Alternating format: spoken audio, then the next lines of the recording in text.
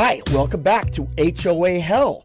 I'm your host, Michael Kushner, and with me today, as always, is Senior Associate at MBK Chapman, Sam Kill. Sam, welcome back to part 2 of this episode. Hello, Mike. Thanks for having me back. Thank you. So, as I just said, this is part 2 of a 2-part episode on reserve studies and reserve funds. What are they? What's a reserve fund? What are reserves for? What is a reserve study? How do I look at it? What's important about it? Why should I care? Yesterday in part 1, we kind of went through the basics. We talked about a couple of what useful life was, what remaining life was, and what the costs were, the expected costs. We talked about the most important number on all of, when discussing reserve funds and reserve studies is that percent funded, which is a good gauge on the financial health of your HOA, and that's kind of where we ended yesterday. Today, we're going to get to what I consider the important part, which is what happens. Why is it so important that reserves actually be funded? Why is it so important for that percentage to be, 70%, somewhere in the 70s, or at least in the mid 60s, right? Why is that important? What's the downside when your HOA has a much lower number on percent funded? And then red flags to look out for. That's going to be today. So today is very important to kind of mop up, and we told you what reserve funds are. We told you what reserve studies were. Today, we're going to tell you why they're so important, okay? Even though we did kind of get onto that the other day. We did. All right? So let's jump right into, okay, so what? What actually happens when reserves are underfunded? When your HOA has underfunded reserves, what does that mean to you, your fellow members, and your daily lives? Okay? So when an HOA, just to be real clear as a refresher from yesterday, if an HOA doesn't collect enough money to put some of it in reserve, other stuff goes in its operating account to handle day to day, right? But if they don't put enough to fund the replacement or repair, but mostly the replacement of these assets, okay, these major components, as you discussed, the consequences of that are not by any means hypothetical. No. They are real, they're guaranteed, and they're predictable. Absolutely. Okay. So what do I mean by that? Well, the most common result, or the most common reason behind the necessity of a special assessment is because the HOA lacks the funds to make a major purchase, repair, or replacement or rebuilding. Right. Okay? They need the money, and they don't have the time to save for it over a couple of years. Or raise dues and collect, Yeah, to do it that way. They don't have the time for that. They need the money now. So they go to everybody in the community and they say, write us a check right now. And the amount of that check will be the price tag for whatever it is divided by the amount of households that are required to pay. The reason I'm saying it that way is some HOAs actually differentiate amongst members is who's responsible for what. On certain things, special assessments might not hit all members equally. Typically it does, so for the rest of the time, I'm going to assume it does. But it's not always the case. That's why I said it that way that one time, okay? So it's a simple math issue. They come to you, they say, write us a check, because how many members multiplied by that check amount is the amount they need to make this fix. We're not going to get into today anything related to special assessments. I've done that in separate podcasts already. You can go and pull those videos. You can even go and look at our website and pull any articles I've written on the subject. So we've handled that already. Suffice it to say that that's the reason a special assessment exists is we need money, and we need money for this, and we don't have the money. And the reason they don't have the money is because they don't have the money in reserves, okay? So that is a very real result, okay? If an HOA is consistently underfunding, okay, that is, they are constantly coming over, whether regularly or every so often, semi-regularly, they're coming to the homeowners for special assessment money to constantly be bailed out. That means that they're woefully underfunded. Or especially if your HOA is hiding the fact, which is when it gets really bad, when it's hiding the fact that it's underfunded. When it engages in some of the conduct we're going to talk about a little later in this part too, about the red flags and what HOAs do to actually cheat and lie. Not all, some. When they are guilty of that, it absolutely 100% not only affects your pocketbook in the form of these special assessments, but it affects your pocketbook in the form of lower property values. Mm-hmm. Do you agree that buyers are more and more sophisticated nowadays? And one of the things that buyers are being encouraged to look at with so much competition amongst, places to buy, right? When there's a good volume, when there's a reduced volume, agents and brokers are starting to kind of tell their buyers to look at that percent funded number. 100%. Oh, yeah. And there's so much more information out there, too. The internet's really. And that has really helped empower a lot of these buyers. And then lenders scrutinize it, too, a bit more these days. Yeah. Oh, good point. Mm-hmm. So lenders are starting to scrutinize that, too. They might be less willing to lend money on that. Now, I haven't seen the major lenders do that yet. That could be, but I know that there's some regional, smaller lenders. Exactly. Especially private lenders who will look at stuff like that. I don't have any information about what the big lenders are doing with respect to that. You'd have to ask your broker. Mm-hmm.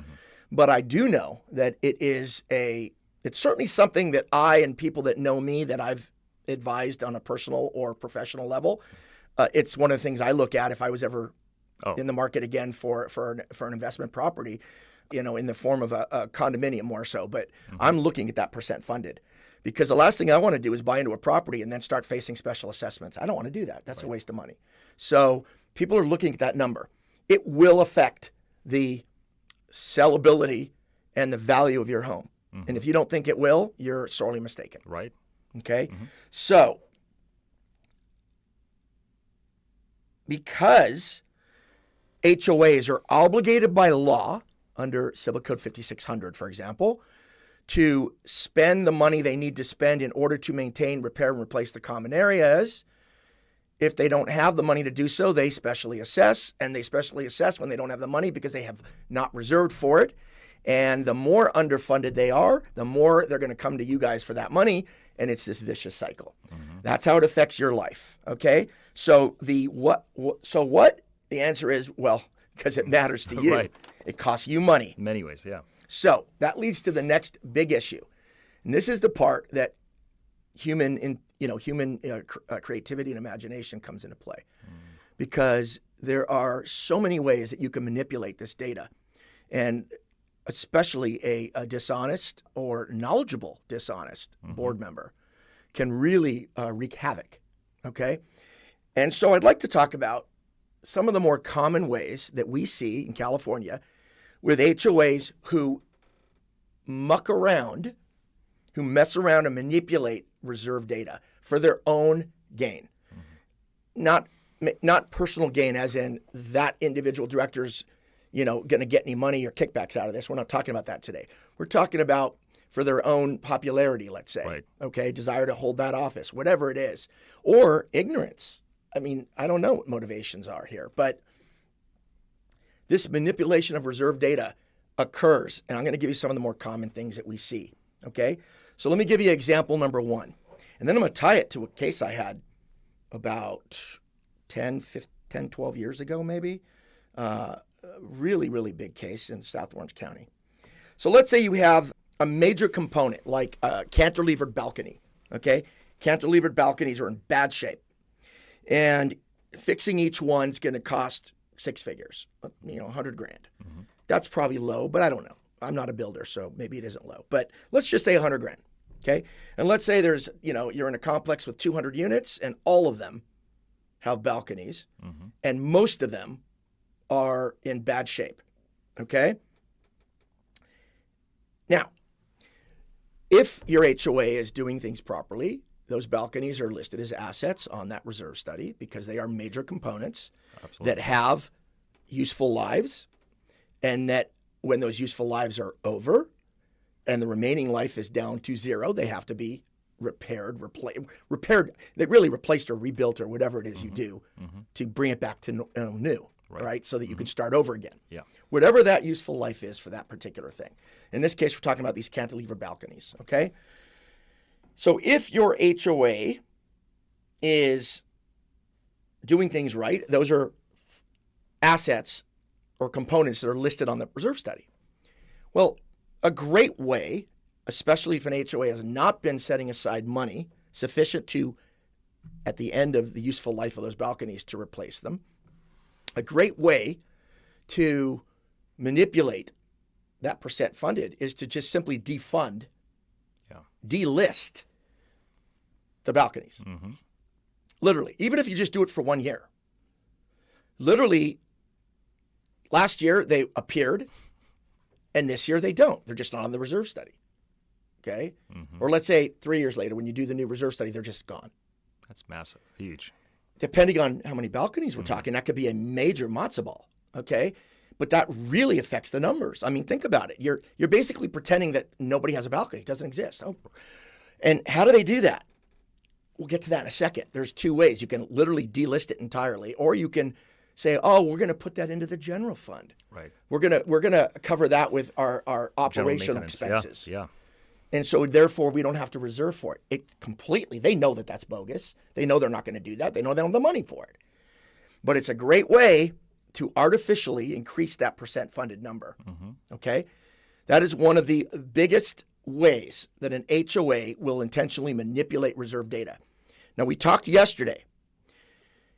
The people who do the reserve studies, the professionals who put those together, have legitimate reasons for jiggering around with useful lives. We talked the other day about, in part one, we talked about what might happen if we had an unseasonably dry couple of years, and they go and look at the whatever the major component is, and they realize there's been no degradation because it hasn't been moist, and we haven't had some humid weather or whatever, and so there hasn't been a lot of rain. So instead of having 3 years off of its useful life, they re-up the useful life to its full useful life and say we can actually add another 3 years onto this.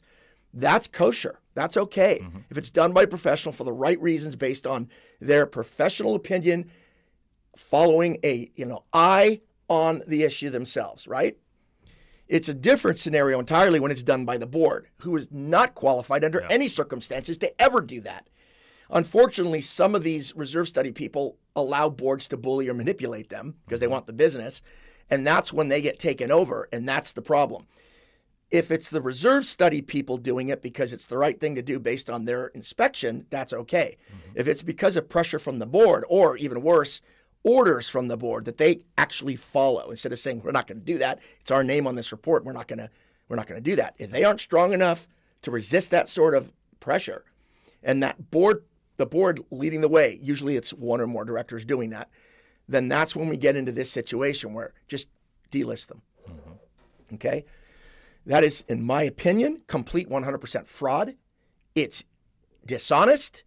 It is specifically intended to deceive the members. There's no other reason why you would do it. Absolutely. Because the state, there's no state agency overlooking these reserves. No. There's no minimum. There's no law that says that an HOA must have a minimum percent funded. There should be. There should be a law. Agreed. The Davis-Sterling Act should be amended to require a certain minimum. It's not, though. There's nobody looking at that. So the only reason one would mess around with that number to artificially increase it is to deceive either current members or potential purchasers, because there's no other legitimate basis. Do you agree with that? Absolutely. I mean, I can think of one. I can't think of one exception. Yeah. If it was something that was required by the state and they wanted to be in compliance with the state or lose, get in trouble, then it would still be fraud. It would still be wrong, but I could see there would be a reason for it. Right. Other than to deceive the members. It would be to deceive the state, right? But because there are no requirements on the state level, their only reason is to deceive the members or potential purchasers. That's it. There is no other legitimate basis. Right. By definition, that's fraud. That Agreed. is absolutely fraud. It's intentional, It's wrong. Absolutely. And intended to deceive. And it's illegal because it's fraud. Okay? Yeah. You just can't do that. But we see that. Now I'll tell you this story. Yeah. I had a case, I pulled that from a real case. Okay? So I had a case on a very large 300 plus homes, a very large condominium community in South Orange County. The amenities were through the roof because these were very high end. They had access to golf, they had access to tennis, they had access to swimming pools, clubhouses. It was a lot, okay? The balconies obviously, there were multi-floor units. The balconies affected second and third floor units, not first floor, because those are porches. Right. Okay. Balconies were, the HOA was controlled by a gentleman who had been on the board for over 20 years. He ran it like Joseph Stalin, and he cowed other directors who just thought he knows what he's doing. He's been here so long, so we should defer to him. And others who didn't want to stir the pot because he could make their lives difficult. It was actually very pathetic. But this person who was retired, despite having money, didn't want to ever raise dues or anything. So he would manipulate reserve data like you wouldn't believe. And when we got in discovery, because we actually had to take him to court just to get the documents, okay? When we got reserve studies going back 10 years, because fortunately I represented a group of about 15 clients, 15 homeowners there. A lot of them had all their old reserve studies, so they had kept them, even if the HOA didn't have them. Nice. We were able to look and compare, and you would see 1 year, you'd see all these assets and components, and the next year, 2 years, 3 years down the road, they'd be gone. And then some of them would be back, but not all of them. And then they'd be gone, and then all of them would be back, and then they'd be gone. It was ridiculous. And it wasn't just balconies, it was other things. This individual, and it all traced back to this one person, this individual was using his position on the board and as the elder statesman to basically cow two of the other board members into always agreeing with him. And they would run off the board, make their lives miserable, illegally lock out or exclude, and make it very difficult for the other two board members, who many of them would quit after time because it's just not worth it. This guy got away with it for decades, okay, until we ended up settling the case, but my clients got every single dime, and it was huge. They had come to these homeowners and demanded, over 300 homeowners, give us $40,000 to make these fixes. Wow. It was over $12 million in repairs. Jeez. Okay? Because they had been so just completely neglected. The wood rot was unbelievable. I have video of me sticking my finger into these 6x4s, these huge wood thingies. Mm-hmm. I could stick my finger all the way up to the knuckle because of the wood rot. Okay? It was all because of this director. Wow. He was held personally liable. Good. Unbelievable. That's okay. The audacity of people. He was a cheat, a fraud, a shyster, a scam artist, and scum. Mm-hmm. Scum of the earth. Okay? We have another example. And by the way, delisting major assets is not as easy as one might think. And I guess one might think it wouldn't be easy. So maybe I shouldn't have said it that way. It's not easy. It's a lot easier to hide small assets. Right. Yeah. Which is where most HOAs go. Mm-hmm. The vast majority of HOAs that do engage in this sort of behavior, which is not the majority of HOAs, but the vast majority of the HOAs that do engage in this do not do so on such a large, grand scale. This guy believed that he was completely insulated from any kind of harm because he'd run the roost for so long that he thought he was invincible. Because balconies are a major, major, major component, and people, especially because of the balcony law, their eyes are on that now. And especially because of the new laws, It would be a lot harder to get away with that nowadays anyways. Right. But most of these HOAs that engage in this sort of behavior will defund or delist smaller assets, things that people aren't going to notice by themselves. Right. Okay, so maybe they're going to hold off they'll remove the slurring for a while and let the streets get in a worse condition. They'll just remove them for a couple of years and then put them back, or all the the pool equipment or the tennis courts. They'll do smaller assets, or the dumbbells in a gym, and in the aggregate, that cluster of smaller ones really add up. A whole bunch of small ones add up. Yeah. Okay, they won't just do one thing. The weights alone aren't going to make a difference, but the weights added to the streets, added to the pool equipment and the tennis, that could be thousands and thousands of dollars. Mm-hmm. So they defund small major components. Okay, the smaller major components. In addition, so defunding or delisting is one way. We've also had another massive way of manipulation occurs when an HOA, not the person that does the report, not the professional that writes the report, because they're allowed to fudge. I don't even call it fudging. They're allowed to adjust useful life, remaining life. Mm-hmm.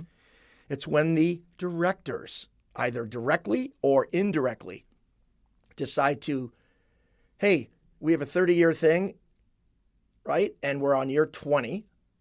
Let's pretend we're on year 10. Okay? Now there's 20 more years remaining life to this thing, Yeah. even though there's not. And the inspection wouldn't have supported that. Okay?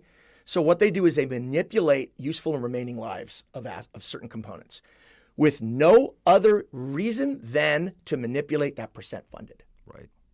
It's not because they did, the person that did the inspection did an analysis of the asset and saw because of unseasonably this or that weather, or for whatever reason, the asset's in perfect condition and looks brand new and hasn't degraded, and therefore we can adjust up. We can restart that useful life and adjust up the remaining life, right? That's okay. I've said that before. That's done all the time, and it's appropriate.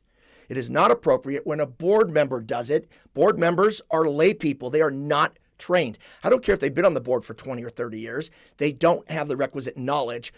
They don't know their ass from their elbows, as far as I'm concerned, when it comes to this sort of thing, and they shouldn't be involved. Right. But when they involve themselves by ordering a weak reserve company to make this in the report, which is what happened in the case of my example, or when they get a hold of the actual document itself and they've got the raw document, they're able to manipulate themselves without the company that performed the report being able to know about it, right? Yeah. It's usually not that. It's usually the former. Right. But when they do it for no other reason than to increase that percent funded and decrease the amount of money that really needs to be in reserves, it's also fraud. Yeah. It's just another way of doing it. Okay? So you have manipulation of delisting, and you have manipulation of fudging those useful life, remaining life numbers. Right. Some even fudge the cost of replacement number, right? That third element that we talked about, but that's a lot more rare. I don't see that as much. Okay? When you fraudulently inflate that percent funded, you are making that HOA look more financially healthy than it really is. Right. Why is that wrong? Well, it's first of all, it's false, it's misleading, but it's also a breach of their fiduciary duties. Why? I mean, you are supposed to, under the law, under Civil Code Section 5600 precisely, account for and reserve funds adequate to make these major repairs, replacements down the line. And if you fail to do so, and you're fudging these numbers and engaging in all kinds of schemes to artificially and improperly inflate that percentage, guess what? You're setting yourself up for failure financially. And that will inevitably lead to financial disaster by virtue of leading to large, massive special assessments, diminution of value of people's property values, which is an actual damage, and that can really hurt people.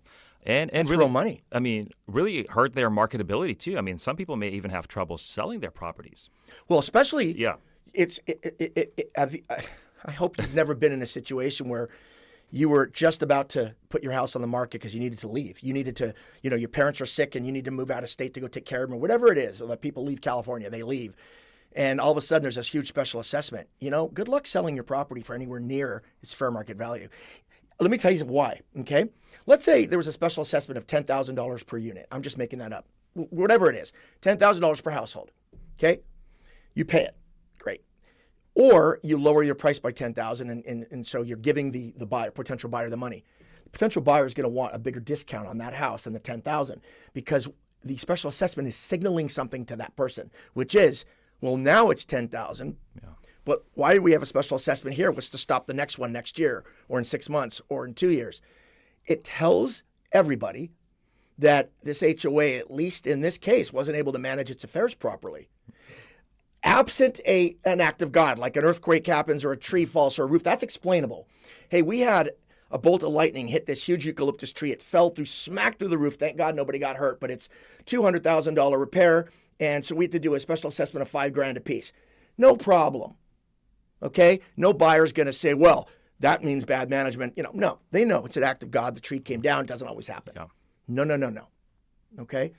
What we're talking about is a special assessment for it because the funds aren't there to make a fix that was predictable, as we talked about yesterday. These are predictable. It's the opposite of rainy day fund. It's predictable. It's going to happen.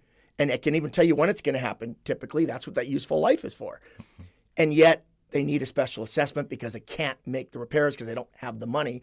So they go to you. That buyer isn't going to say, well, great, I appreciate you discounting at the amount of the special assessment, but now I'm wondering what's coming down the pike. Right. You've just screwed your members. That's the breach of fiduciary duty. Yeah, 100%. It's also interference as far as I'm concerned, interference with perspective, because the individual tort there is going to be the breach of fiduciary duty. Interesting, yeah. Okay?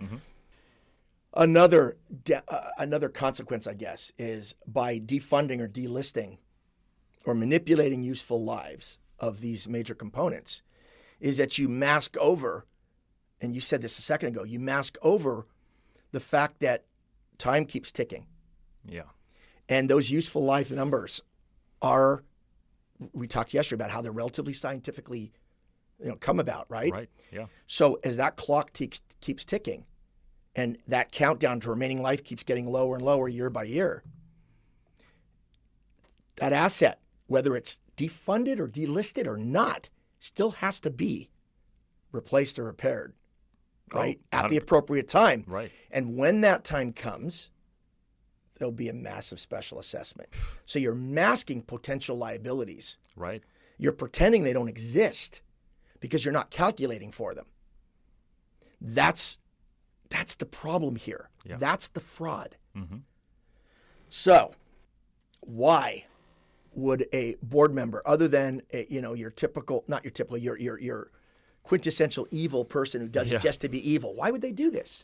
There's only one reason. I mean, the common answer, the quick and easy one is they don't want to raise assessments. These are monthly dues. The general assessment. Or do special assessments. Well, to fund they it. don't want to raise. Yeah. But see, that makes no sense because they're guaranteeing that you're going to have special assessments later. True. Yeah. I think and this is what proved, we see this time and time again. Yeah. As an attorney in this field, this is the reason we hear when you get these people in deposition.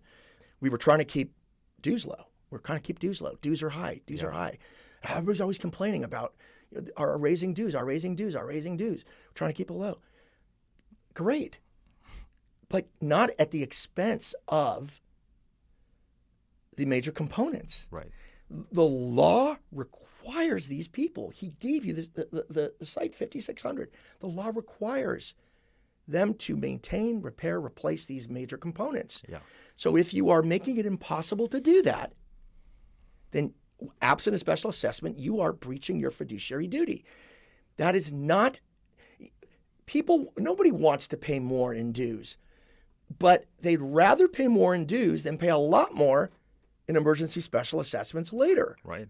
Because we've said over and over, it's easier to handle things piecemeal as you go along and maintain so that you can maximize the useful life, right? Than it is to wait for it to fall apart and then fix it all at once and wait for it to fall. It's just a terrible way to act. Special assessments, impaired values, uncertainty. Exactly. I mean, come on. Right, exactly. Yeah. Okay, so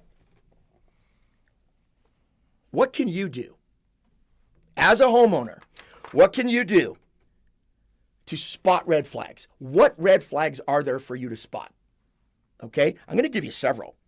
If you want to know whether your HOA is managing its reserves properly, then I'm going to give you some documents you want to look at, and we're going to talk about that right now.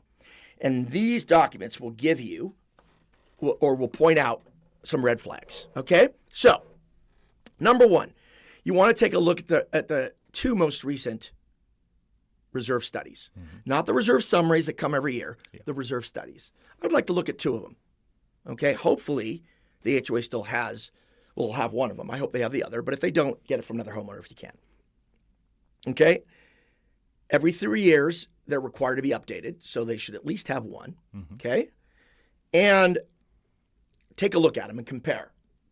There should be the same number of major components, unless you guys added pickleball courts, in which case the more recent version should have more, not less. Right. There should not be less unless you had a sinkhole swallow up all your pickleball courts in the last 3 years, and now they're not there anymore, and they weren't replaced. You know what I'm getting at, okay? You want to look at the last couple, I would say 2 to 3, or more if you can get them, disclosure summaries. Those are the yearly ones. That reserve summary that's supposed to come in the annual financial disclosures, you want to look at 2 or 3 or 4 of those and compare those. Okay, I want to compare what those say with each other.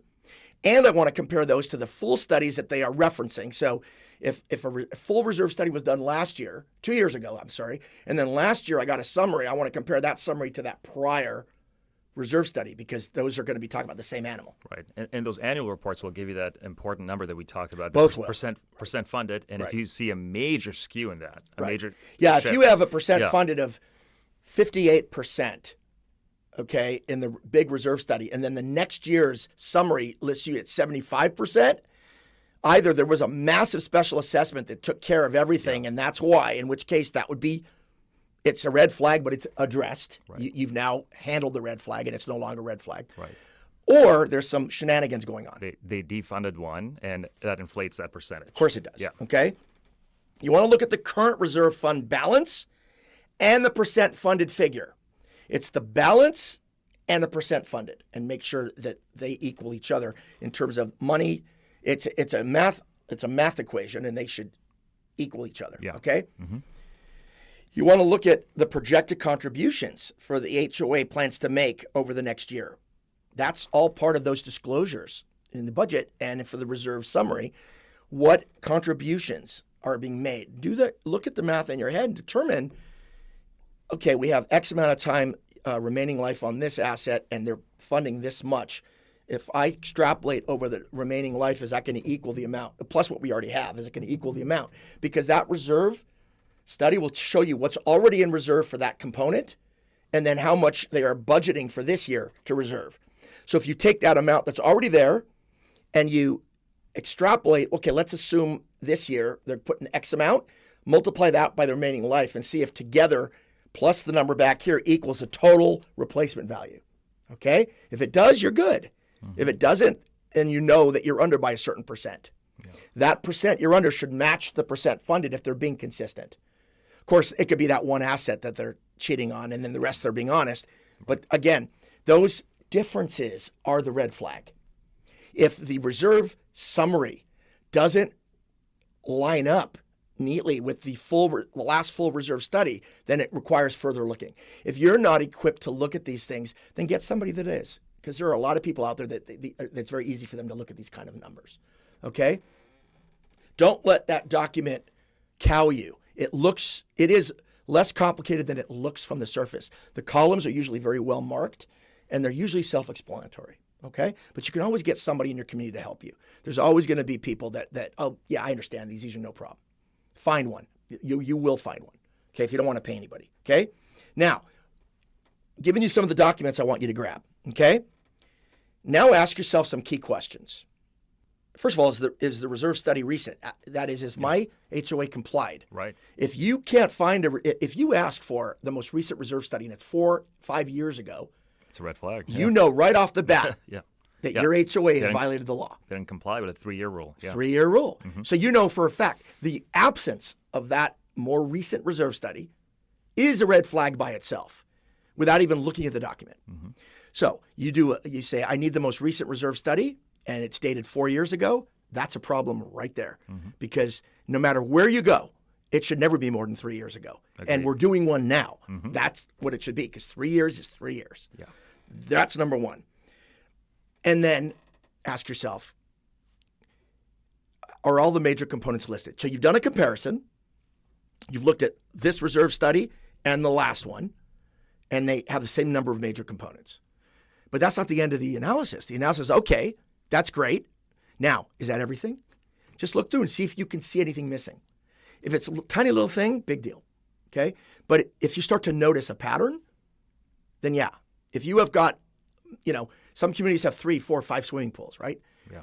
If you notice that none of the pool equipment, and those are expensive, and the maintenance of those are expensive, right? Oh, yeah. If you notice that none of the equipment is included, or those huge rooftop air conditioners, which are tens of thousands of dollars a piece. Right. Yeah. If the HVAC, assuming condo, by the way, we're not talking about single family homes, mm-hmm. But if your HVAC isn't listed, okay, or all the buildings' HVACs aren't listed, that's a major component. Okay, if that's missing, it's missing. That's a problem. Mm-hmm. Okay, so look to see if not just if there's differences, but if it's covering everything that you can think of in your community. Mm-hmm. The smaller your community and the less amenities, the better. Right. Okay. Is the percent funded figure and this is based on my personal opinions, not the NSSS, but is the percent funded 68% or higher? All right, 67% is fair. 68% is still fair. 70% is good. Mm-hmm. Above 75 is very good. Above 80 is amazing. Right. Fantastic. Mm-hmm. Okay? I like to be in the 70s. So is your HOA in the 70s? If it's in the 60s, no panic. Don't need to panic. If it's below the 60s, I would panic. And I'd start asking very hard questions. Just think about it. If you're at 57%, that means that you only have 57 cents for every dollar that's going to be necessary. Yeah. That means that the other 43 cents is going to have to come from everybody in the form of a special assessment. Yeah. Okay? It's a lot. When this or that or this or that comes to the end of the useful life and has to be repaired, replaced, it's going to come from you guys, and it's slightly less than half. Mm-hmm. That's a lot of cheddar. Okay? So you ask yourself that. Has my HOA been making annual contributions for these components, or they skip years? It's another way that an HOA might try to save things is, let's say, I'm making this up. Let's say you have 10-year useful life, and to maintain that, you have to put away $2,000 a year. Mm-hmm. So at the end of the 10 years, that's $20,000, and that's the cost to replace. Right. Under today's present dollar, right? And then maybe year 3, 4, and 5, we save that $6,000, the 2,000 times 3. We save that and put it over here. Mm-hmm. You're not going to have the money now because you just took 6,000 of that 20,000 out of the equation. Right. Okay, you took $6,000 out. It balloons on a back end. Okay, it's going to, guys, it's still going to cost at least that much, maybe more, probably more. Yeah. Oh yeah. And now you don't have it. You're 6,000 shy. Mm-hmm. So look to see whether or not the HOA has been consistent in its annual contributions. If not, if there are years where the HOA goes shy, that's mismanagement, in my opinion. They're making qualitative decisions. Right. We're going to ignore this so we can put the money here. It's just a shell game. It's that classic shell game that if you understand how that works, you're never going to win unless you're the guy moving the shells around because it's a trick. Okay? And last, has the study or the summary changed significantly in an inexplicable or unexplained way? In other words, let's say 2024, they do a full reserve study. And then in the summary in 2025, when you get your annual budget documents and you get that summary. Right. Disclosures, yeah. There's a major difference. Something is gone or shifted, and there's no explanation for it. You're looking for a change, something significant without a note. Right. For example, let's say they were putting X amount of dollars in reserve for a component, but a bolt of lightning hits that component and they need to pull from reserve. They're going to borrow from reserve to pay for it now. Mm-hmm. That's a reasonable explanation. It is. We've been saving, but now we have something that affected that asset over here, and we need to use that money now. Mm-hmm. So we're eventually going to have to raise some dues to get that money back up. We're going to have to repopulate, refund this, but we need this to fix it now. They should put that'll be a note. If it's done right, there'll be a note there indicating that. There'll be either a little footnote or a star or a symbol of some sort saying, this is a difference from last year because of this. Mm-hmm. If it doesn't have that and you notice that difference, and by the way, that replaced component will then also appear. So then you also have a note to that effect. Okay. So what should you do if your HOA is hiding the reserve fund problem? You start asking questions and they get dodgy. They circle the wagons. Mm-hmm. They don't give you, this is complicated. We're not going to discuss finances in this open forum. Okay. So what do? You believe that your HOAs are dangerously underfunded. You and your fellow homeowners have discussed it, and you know you have a problem. Board members are legally required to act in the best interests of you, the members. And that includes complying with statutory obligations.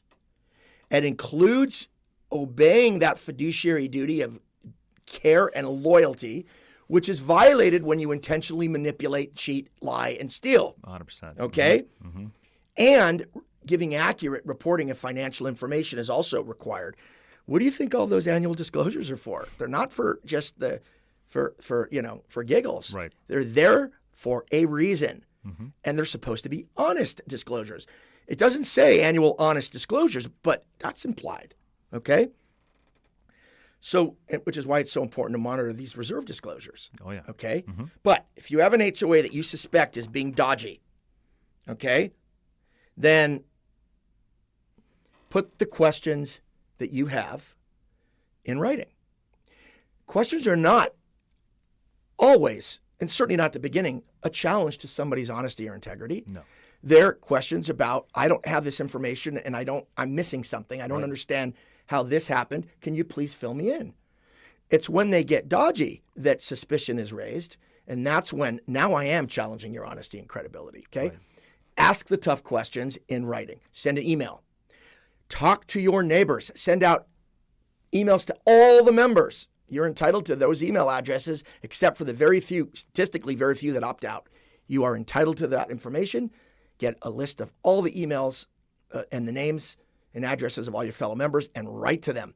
Say, here are my concerns. Here's a copy of the reserve summary. Here's a copy of the reserve study. Take a look at where I put a number 1 or a number 2 or a number 3. Here's my concerns. What do you guys think? We should start asking questions. That's how you get stuff done. If none of that works, you can come and see us.